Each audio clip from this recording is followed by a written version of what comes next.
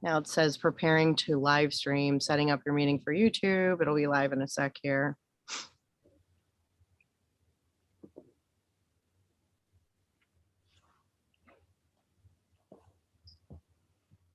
All right, we are officially live. It says prepare. Now we're gonna get feedback. So let me go back over to here. All right, cool. So we are officially live. Hello, everyone. Welcome to the Rebecca Satori channel. I am here together with Mia today, and we are doing some live Q&A on the spot. I have no idea what she's going to ask me, so we will dive into the organic and authentic aspects of coaching and personal development and also business development. And this is also a show that we're going to be doing live weekly. And so stay tuned for that. For those of you who are not subscribed yet, please hit the subscribe button. And yes, I am sitting out here in the sun on the East Coast today, soaking up some extra vitamin D, which, by the way, folks, is a hormone. It is not a vitamin. So it is a necessity that you have vitamin D every single day, depending upon how much you are getting it from the great Lord above. And so we will go ahead and dive in. For those of you also new to the channel, if you could hit like and subscribe and also share on your other platforms, that would be incredible and super appreciated. And if you want to learn more about me, you can go to RebeccaSatori.com. If you want to get a free meditation, you can go to RebeccaSatori.com/meditation, and you will get a live Miracle Money Mastery meditation with some sound healing that will totally change your life, I promise. All right, Mia, how's it going? Talk to me. Let me know what's going on. We can do live coaching. We can do Q&A. You always have the most brilliant and insightful questions to ask. So this is so much fun. Okay, so I think I'm going to start just going over some like common questions probably people tend to ask. So I guess the first one is pretty basic. What were you doing before your current career, and how did that cause you to begin coaching? Okay, good question. All right, so as you know, I have two sons that are now 19 and almost 16. So my whole entire life, even when I was very young, all I ever wanted to do was be a stay-at-home mom. And so I was willing to do whatever it took to be able to make that happen. I did go to college and get a degree in psychology. So I also wanted time before I had kids to be, to start a career, to establish a career, to go to university, that sort of thing. And so I got a degree in psychology, but I've always been super passionate about advocating for children. I'm a huge advocate for child sex trafficking, human trafficking. And so leading up to all of this, I started working when I was 10, and then I went to college, worked all the way up through high school and everything, had 3 jobs in college, went to college I got a degree in psychology. And then after that, I was marketing for a mortgage company. I also got a nail degree or nail licensure. And I always chose things that gave me the flexibility to be present with my children. So it wasn't like I just was only and I hate to say that, I still correct myself all these years later, like not that being a stay-at-home mom is only, that's not, it's like the most rewarding and incredible career path on the face of the planet. But I still wanted to be involved in doing other things outside of being a mom. And so while my kids were young, I did nails 1 time per week. And then after they, started, getting older and all those fun things, I just felt like I needed to stop I was only working 1 day a week at that point. And I felt a shift. Like sometimes we have these intuitions and we just feel like, wow, there's something else coming or there's something big. And so I gave my 2 weeks. And at that point, I was only doing nails every other week because my youngest was in preschool and my oldest was doing sports. And so now it was like, okay, just working on Saturdays isn't going to cut it because now I'm missing soccer games. I never wanted to miss any time in their lives. And so at the same time, my life was in the toilet. Like I had a marriage that was just not going very well. And I was struggling just as a new mother. My kids at the time, I think were like 3 and 6 or 2 and 5. And I had found this woman on the internet who was doing a workshop in Florida called Inner Bonding, Breathwork, and Joy. And I just felt totally drawn to go to this. And I had no idea other than that it was like a personal development type thing. So I went to the workshop, and during the workshop, she had a special presentation where she basically presented an opportunity for you to pay a certain amount of money to join a mastermind program to learn how to turn your life purpose into a lucrative business. And I mean, at the time this was not on my radar. Like I thought I'll return to working when my youngest was in kindergarten, and he was at least 2 or 3 years away from that. But at the same time, what she offered was, I was like, wow, this is way cheaper than a master's degree. And I've always been very entrepreneurial minded. And so I decided to go for it. And I learned that my life purpose is helping people transform their psychology and their subconscious beliefs, and then dovetailing that with how they operate in their business, which is what I call their success sweet spot. And I help them create and build a business ecosystem, or modify whatever business ecosystem they have around them to serve how they operate and how their business operates, to really catapult and quantum leap to the next level. So that's what I was doing before the coaching industry. And in 2010, that was the launch of my coaching company, when I signed up for this program and took off running and started making money that very first year and helping people. Nice.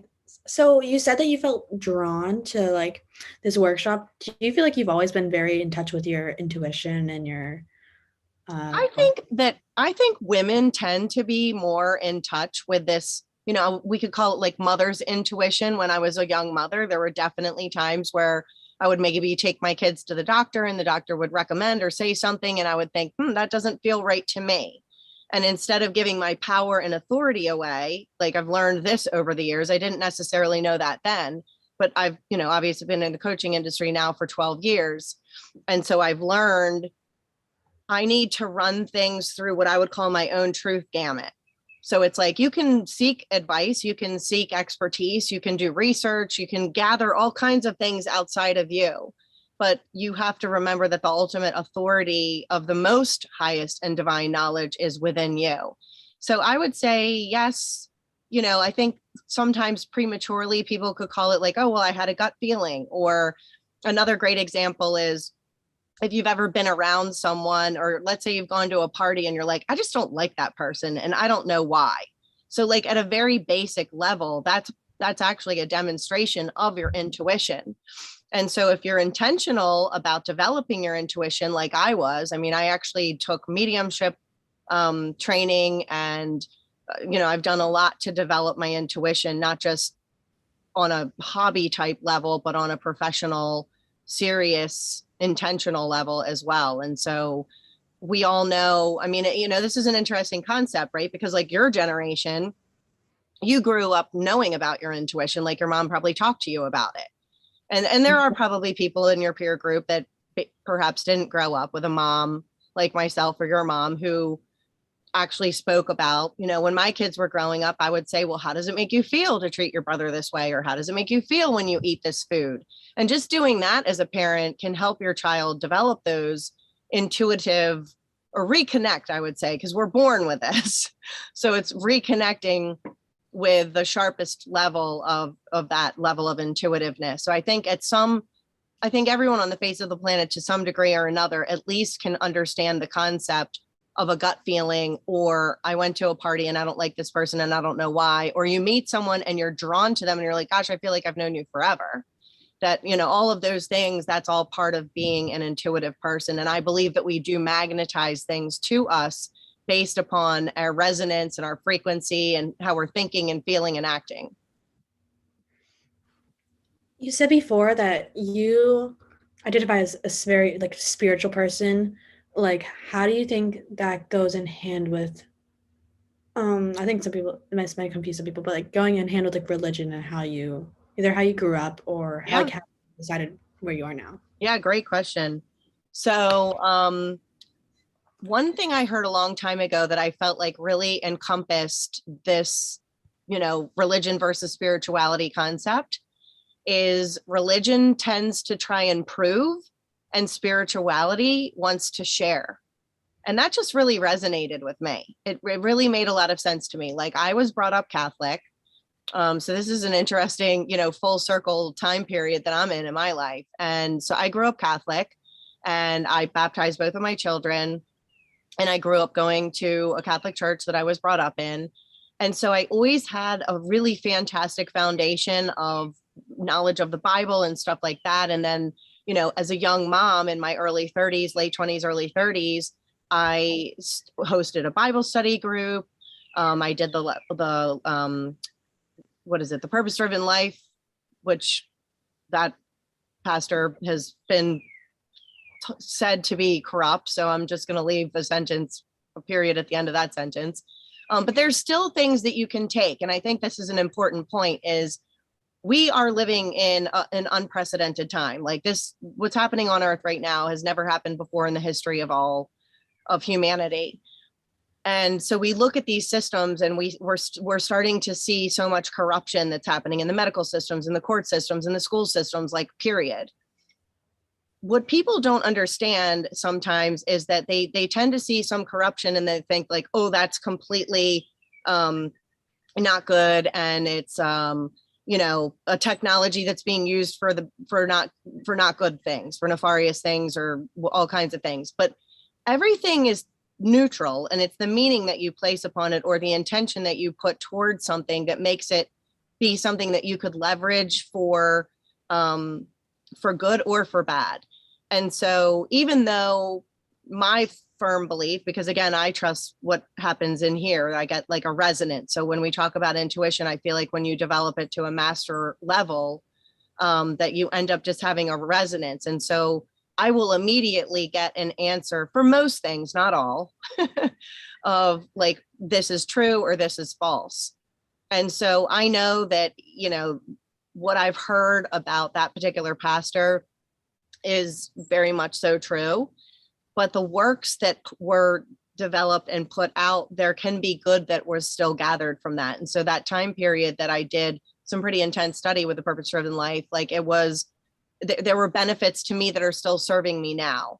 Then I also, back in 2000, read a series called the Left Behind series by Tim LaHaye and Jerry B. Jenkins, which was a phenomenal book series. And they made a movie out of it back in 2000. It was like Left Behind Part 1. And it has a lot of information from the Bible and different scriptures and stuff like that. And I just truly do know so deep in my bones that you are where you're supposed to be in every given moment for a reason. So there's a reason why I read that series. There's a reason why I was brought up in the Catholic Church. And then there was a reason why I kind of went away from that. Like I had a whole time period in my 30s where I was like diving down the spirituality paths, and I was like angry. I felt like I don't know who God is. I was like, I was brought up that like if you're good, you get rewarded, and if you're bad, you get punished, which is complete bullshit. And then also I thought God was like some dude sitting up in the sky, and then when you die, like you would go like finally get to see him. And that's all bullshit too. So, full circle now in my life, back in October, I returned to the Catholic Church, but it's taught by our priest there from a totally different spiritual perspective. It's not like any other Catholic church I've ever been to. I read a devotional every day, and I read the scriptures that are recommended to read with that devotional. And I am so thankful for my foundation, my bringing up, and the history that I've had with the Bible, because I'm very familiar with it. And there's so much truth and wisdom in the Bible that I feel like is helping to guide so many people on planet Earth right now with all of the uncertainty going on in the world. A lot of what you say, like you've realized later in life, when that just naturally happens as you grow. But do you ever wish that you would like realize your potential or your goals or your spirituality like earlier in life? I think I could say, I'm grateful that I'm the mom that is helping my children with that, like setting goals. And, like my youngest son is reading the 7 Habits of Highly Effective Teens. A lot of times he'll read the devotional with me in the morning. I do feel sad about the lapse away from, even if it was just me helping my sons have like a daily habit, like I'm helping to create now with my youngest son, reading the devotional, reading the Bible, getting to know what books are in the Bible, and just knowing like, is this Old Testament? Is this New Testament? And then also questioning things. So I've always taught my kids to grow up and really question things. So I don't think that I had that kind of mentorship growing up. So I would say, again, I always believe that you are going through the exact experiences that you're going through for a reason at the exact time period, time and space period that you're in. So I don't ever wish things were different necessarily like that, but it would have been, I just think about how much more incredible my life could have been had I received the type of mentorship. But I also think you learn from what's missing in your life. That's what's made me a great mom, to be able to talk to my kids about divine masculinity and divine femininity and how to honor your masculinity. And, these were things I never was brought up with. And I don't know how much has sunk in. One can hope and pray. But yeah, I don't necessarily look back on my life and think I wish this would have been this way, and this way. Like, there's definitely times where I get angry and frustrated and feel like, how much more am I supposed to take? Or, gosh, I've been through so much more than the average person. But, that's another thing I'll piggyback upon just from the religion and spirituality thing. One of the pivotal points for me in that spiritual realm, etc., was when I went to a shaman. I went and had a shamanic healing back in 2011. And the guy that I was working with, Michael, he said, Rebecca, it's okay to get angry at God. And it's okay to say, hey, God, guess what? It's hard here on planet Earth, and we need money to do the mission that we're here to do with our divine life purpose. And that was a game changer for me. And it helped me to be able to connect, which is really the whole purpose, to connect with whatever it is that you perceive as God. It's still that there's a creator. We have been created by someone or something. And that, to treat it and to remember that it is supposed to be just like it would be like with your mom or your dad or your sibling or your friend or whomever, that, there's going to be frustration, there's going to be confusion, there's going to need to be communication, and to kind of sort all of that out and give yourself permission. Because I think in the Catholic Church growing up, like, it was blasphemous or, it was unacceptable to be angry at God. And, that was a game changer in my relationship within my spirituality. Okay, now we can dive into a little bit of femininity and your relationship with it. So for like the novice here, just explain a little bit about divine femininity, how you learned about it and your relationship with it. Yeah, totally. So, there's a lot in, just if we take a look historically, it's funny. There's a woman that I first started studying way back in 2006 by the name of Louise Hay. And I feel like she is one of the grandmothers of the most phenomenal wisdom that has been bestowed in anyone that reads her work. I mean, she's got a book called Heal Your Body that I refer to all the time because I believe there's a psychological meaning for every physical ailment. And there's a series that I listened to. I can't remember, it was like the Sacred Feminine series, or it was like a book of collaboration with 4 different authors. And she read out of a 1950s home economics book in this talking book.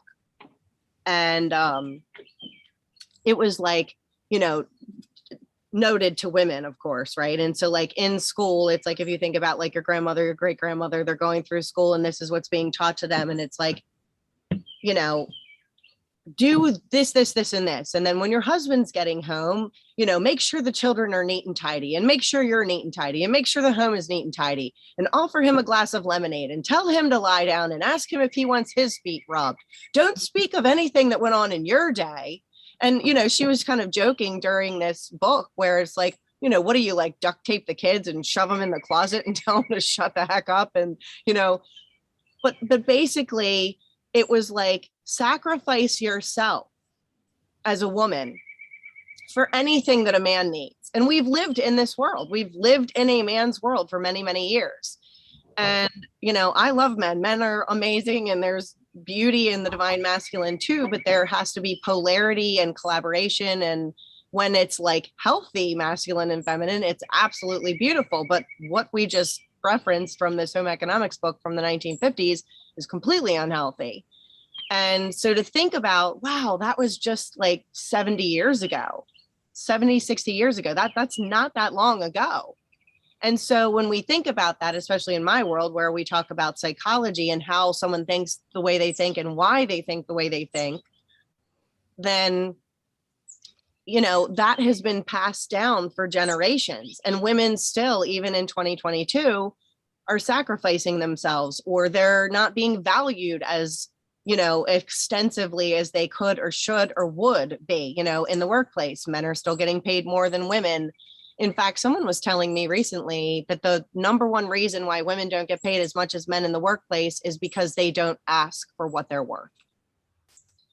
There's another book written by Brene Brown called Men, Women, and Worthiness. And look, this is like shadow and light aspects of the divine feminine and divine masculine. This exists for the divine masculine too. So I'm not just, you know, we're not going to go into that today, but this is also the case for men. Men have their own woundology around this dynamic that has been set up.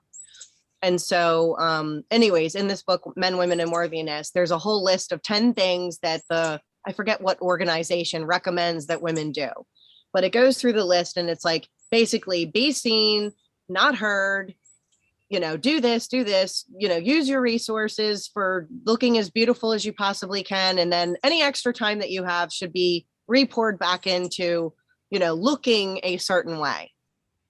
And so, in other words, what I'm trying to convey are the verbal, written, subliminal, whatever messages that have been projected upon men and women throughout the years. And this has been done through the media. I mean, you guys in your generation have it even worse, I feel like there was no Snapchat, no TikTok, no Instagram, no anything. Like, and you look at these things, like in my age, when I was your age growing up, like we had Cosmopolitan and Glamour and TV, and that's it. And in case anyone doesn't know, television is tell-lie, L-I-E, vision. It's all a psychological programming. So tell-lie vision and primarily all media outlets for the most part are, let me project this concept onto you and get you to believe it so that you take an action. To me, that's slimy sales. Like I have a course called Sales Mastery. I teach sales, but I teach it from the understanding and the perspective of understanding sales psychology and selling authentically. So for me, divine feminine would be, how do I honor my sacred feminine body? Who am I going to share that with?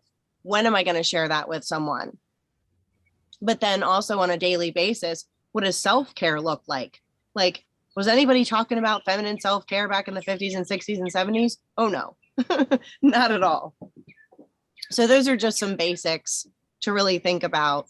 You know, what do I need to do to honor how God made me to be, to the God of your understanding? I gotta grab a drink of water real quick, so I'll be right back.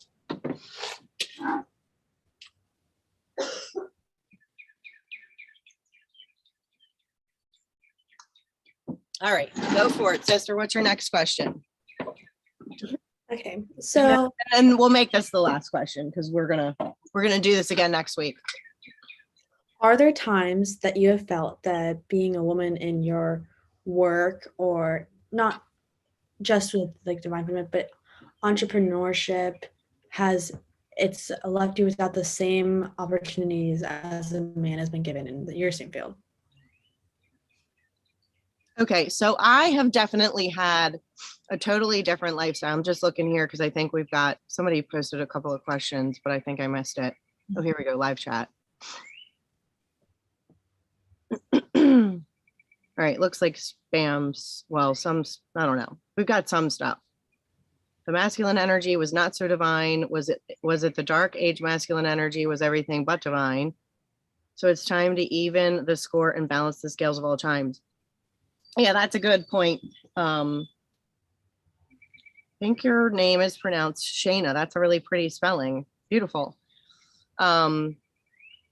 Let me just touch upon what she's saying real quick here. Is just like the whole balance thing. Balance is bullshit. Like, if we look at the world, I'm out here obviously in my backyard, like got plenty of ecosystem stuff going on out here. That's a whole man-made concept, right? Like because I teach about your healthy business ecosystem. So when I'm looking at how do you operate as a human being in your business, and then how does your business operate to support that healthy business ecosystem? And then what players do you need in your business ecosystem? Same thing goes for your personal life too. Is that you bring people in to supplement for your weaknesses, and then you have a healthy ecosystem or something that you're incapable of doing. And I've always used the example of a peach tree in the garden, where it's like there's the seed, and most people don't know this, there's actually masculine and feminine minerals in the soil that help to put energy into the roots. You've got the sun, you've got water, there's all kinds of components. So if we think about that, it's like, that's not balance. What even is balance, And it's different components that contribute and collaborate to bear fruit. So I don't actually believe in quote unquote balance. I believe in creating collaboration and contribution in service to an outcome, to an intention. And when you see it from that perspective, it might look like, wow, this person isn't pulling their weight. There's no balance here. They're not doing as much as they're supposed to do. When in reality, we, again, going back to the masculine and feminine, one of the greatest things undervalued is the paper dollar is God, right? It's like, oh, I made $10,000 this month. Whoop-de-doo. Well, how do you value a woman who's staying home and taking care of her children and not getting paid? To me, that's worth way more than $10,000. So that's what I mean when I say balance is bullshit. Okay, so going back to your question, say it again, because I got a little off track with the Q&A. Are there times that you felt that I felt like I've been discriminated against? Yeah, or just left without the same opportunities? Okay, that's a good question. So I felt like I haven't been valued in relationships where maybe I'm not bringing in as much money as my partner, and that has been problematic.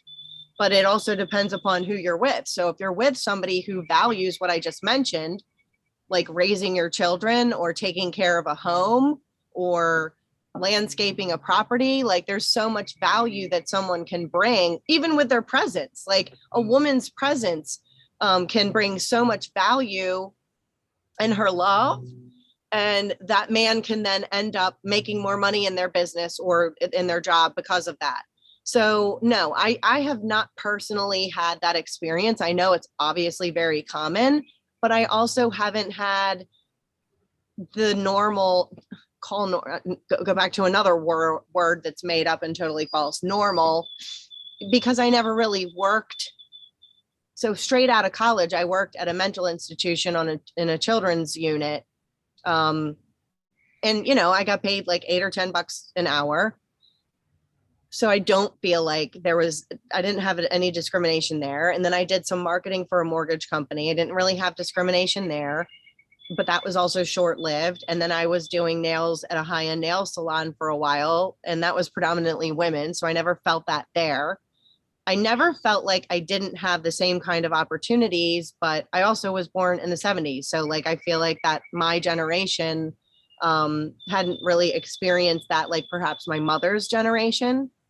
And then, after the nail stuff, then I started my coaching company and I was a stay-at-home mom with my kids. So I feel like I was given a lot of opportunity. I feel very, very grateful that, at the time I was with my husband, the father of my children, and we were in agreement on the value of me staying at home with our sons and raising them that way. I really am super grateful. I mean, I don't think I would have picked somebody who thought differently, obviously, because it was such a high dream and goal and value of mine. And then, I've been in the coaching industry for 12 years. So I'd say even in the coaching industry, because I have done sales behind the scenes for other multi-million-dollar companies over the years. And I feel like in the coaching industry, that is just celebrated. There's no, like I've done sales with other guys, and the opportunity is equal, I would say. So I personally have not experienced that. I have worked with clients and coached people through some of that. But no, I have not. Fortunately, I have not. Wonderful. Okay. All right, my love. You're going to get on with your weekend. I hope all of you who are watching this has gained incredible value, incredible insight, and just made you really rethink things and created transformation and quantum leaps forward for you in your life and business. We will be live again. This is Q&A with Mia. In the coaching industry and personal development, personal and professional development. I wish you all a fantastic weekend wherever you're tuning in from all over the world, whether it's morning, afternoon, or evening. And for more information and a free meditation, you can go to rebeccasatori.com/meditation. It's a miracle money mastery meditation that will also get you on my list so that we are in touch with one another. And you can also like, subscribe, and share this video. That would be greatly appreciated. And until next time, I will see